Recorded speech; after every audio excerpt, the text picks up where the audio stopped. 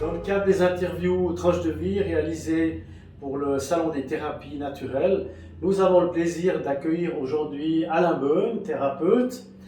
Et ces vidéos, vous pourrez les suivre désormais chaque semaine sur notre page Facebook, sur notre chaîne YouTube, sur Instagram et sur notre site internet. Vous recevrez également un mailing avec les indications du thérapeute interviewé qui est envoyé chaque semaine à 5000 personnes. Voilà. Alain Beun, bonjour. Bonjour. Alors tout d'abord Alain, un grand merci de nous consacrer un peu de temps pour être prêté au jeu de cette interview. Alors avant de commencer, est-ce que tu pourrais déjà te présenter comme thérapeute et qui tu es? Alors, je m'appelle Beun Alain, je suis thérapeute, je suis rebouteux et kinésiologue à Saint-Trifon-Gare. Ok. Kinésiologue et rebouteux. Est-ce que tu peux un peu nous parler de ton parcours professionnel avant d'être devenu thérapeute, puisque c'est ces tranches de vie là qui nous intéressent et qui intéressent nos téléspectateurs. Oui, alors moi je suis en fait à la base je suis cuisinier et après j'ai créé avec ma femme une entreprise de plantes vivaces, toujours à Saint-Trifon. Et après coup, elle a commencé de la thérapie, moi j'ai continué un petit moment tout seul et ensuite j'ai été travailler comme responsable de garden chez mon beau-frère à Saint-Trifon. Et petit à petit, j'ai commencé de la thérapie à côté, j'ai augmenté au fur et à mesure, diminué mon temps de travail à l'extérieur et augmenté mon temps de travail en tant que thérapeute. Et maintenant, je fais plus que ça à 100%. Tu travailles à 100% maintenant. Et qu'est-ce qui a motivé ton choix de vie, en fait, carrément de responsable de garden, cuisinier, tout d'un coup de devenir thérapeute? Comment ça s'est passé dans ta vie? Est-ce qu'il y a eu quelque chose de particulier? Non, pas d'événements vraiment particuliers, mais des choix qui se sont offerts au fur et à mesure que j'ai pris ou pas pris. Et là, la thérapie s'est imposée petit à petit à moi, gentiment, sans spécialement me dire que je voulais absolument devenir thérapeute, mais c'est venu petit à petit au fur et à mesure. Est-ce qu'il y a eu quelque chose qui t'a tiré là-dedans, plus particulièrement dans ce métier ou... Mais pas que je me souvienne, non, pas, j'ai jamais dit depuis que je suis petit, ah, je veux faire de la thérapie, pas du tout. C'est venu d'abord pour moi, j'en ai fait personnellement, puis j'ai trouvé ça intéressant, puis j'ai commencé à suivre un cours, deux cours, et ça a augmenté. Et en faisant les cours, on doit travailler quand même avec les personnes aussi de l'extérieur. Et ça m'a plu, j'ai croché au fur et à mesure de plus en plus. Tu as été séduit en fait en pratiquant. Exactement. Et en soignant d'abord toi. Voilà. Excellent. Ouais. Alors tu as dit que tu pratiquais la kinésiologie, le reboutement, et je crois savoir aussi les ventouses. Les ventouses, oui, pour moi, je les inclus dans le reboutement. Cette médecine des ventouses, c'est complémentaire pour moi au reboutement. J'anticipe le traitement avec les ventouses ou je le finis avec les ventouses suivant l'état de la personne. Et on a dans la tête un peu des images, des idées des vieux rebouteux qui reboutaient en frottant avec du marc ou avec un alcool fort, en faisant craquer, en faisant mal. Mais alors après, les gens disent toujours c'est un mal qui fait du bien. Comment ça se passe chez toi? Alors chez moi, c'est pas comme ça. Je l'ai suivi. En fait, c'est quelque part le rebouteux est l'ancêtre de l'ostéopathe. C'est quelqu'un qui connaît l'anatomie du corps, les muscles, les nerfs, et on travaille de façon beaucoup plus douce qu'avant. Des fois, ça peut craquer, mais pas obligatoirement. Ou on peut masser, ou on peut poser les ventouses suivant la pathologie de la personne. Puis, par rapport à la kinésiologie, alors c'est plutôt... quelle est la différence entre la kinésiologie et le moi, reboutement? mes patients, je leur explique comme ça. Le reboutement, on va parler au corps, qui après peut amener certaines réponses à la tête. Et la kinésiologie, je fais plutôt l'inverse. On va parler à la tête, qui peut agir sur le corps au fur et à mesure. Donc tu fais obligatoirement les deux pratiques, ou bien c'est où on fait de la kinésiologie Non, on fait de la kinésiologie, la méthode que j'ai appris qui s'appelle Re-Restatement, réintégration du cerveau.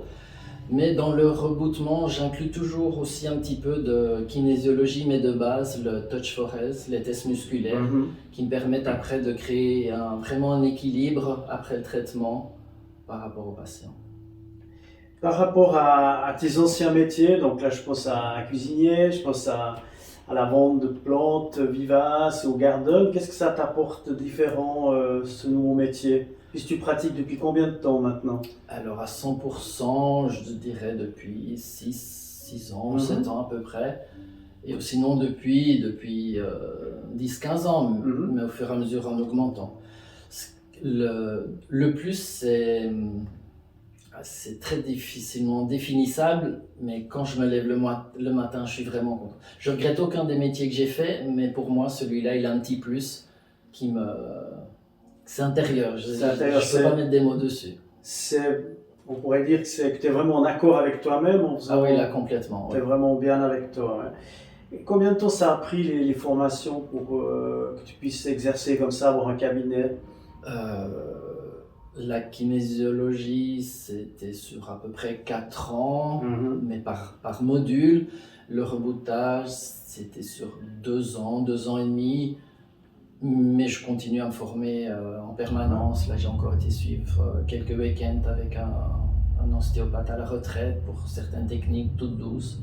Donc, on n'arrête pas de se nourrir, en fait. Donc, une bonne formation, une solide formation, hein, pour que les gens soient, quand on touche leur colonne vertébrale, leur nuque, qu'ils soient à l'aise, qu'ils soient rassurés. Est-ce que tes patients sont remboursés par les caisses maladies ou comment ça se passe? Alors, certaines caisses maladies, toutes les caisses maladies qui font partie de l'ASCA me reconnaissent et les caisses qui font partie de REMEM, non.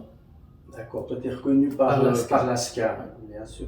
Qu'est-ce que tu apportes de différent par rapport à la médecine classique? Dans quelqu'un qui a, par exemple, un problème avec le nerf sciatique, il va aller chez son médecin. Peut-être il va faire de la physio, il va avoir une injection, il va avoir des anti-inflammatoires. Qu'est-ce que tu apportes de différent, toi? Je pense que le premier, c'est déjà l'écoute, prendre le temps. Je n'ai pas de chronomètre quand je prends mon patient. Donc, prendre le temps d'écouter, de peut-être voir un peu plus large le problème, juste que le point physique douloureux, mais prendre la personne dans sa globalité.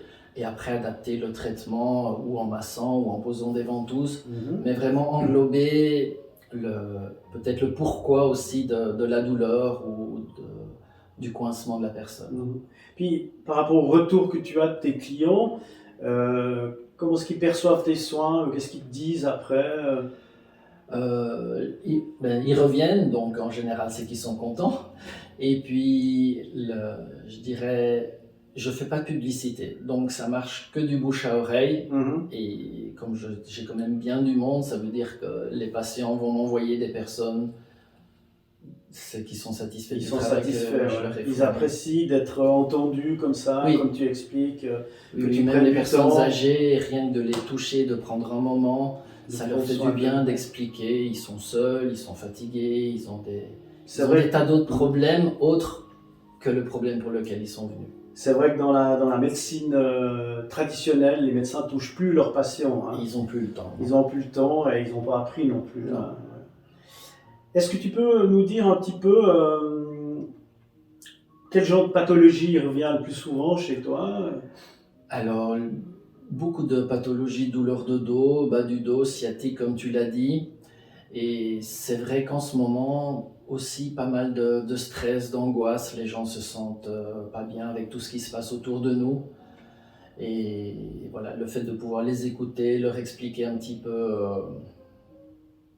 les forces qu'ils peuvent avoir pour se sentir mieux armés face aux problèmes qu'on a en ce moment, ça les aide bien aussi. Face au Covid, donc tu parles, et donc je ne sais pas si tu as vu dans le thème qu'on avait préparé avant de commencer la fameuse année 2020, c'était comment renforcer son système immunitaire pour lutter contre les virus et les infections. Hein.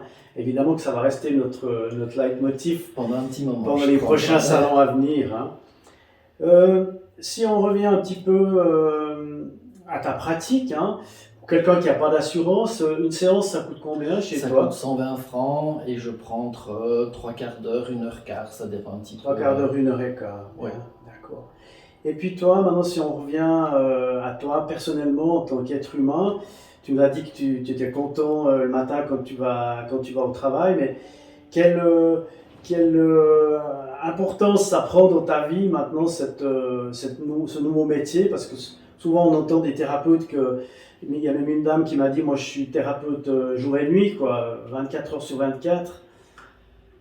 Non, alors je suis pas thérapeute 24 heures sur 24. J'ai ma journée de travail, mais ce qui me permet de moi trouver un équilibre et de me sentir bien en même temps le reste de la journée avec ma famille, avec mes enfants. On est toujours en recherche d'un équilibre entre le trop, le pas assez. Et là, en ce moment, je l'ai trouvé, c'est très agréable. Pour t'avoir connu lorsque tu étais dans le fameux Garden, il me semble que maintenant tu es plus posé, tu es beaucoup moins stressé qu'à l'époque. Ça transparaît dans ta pratique et dans ta vie privée alors. Oui, disons qu'on on règle nos horaires, je peux prendre le temps.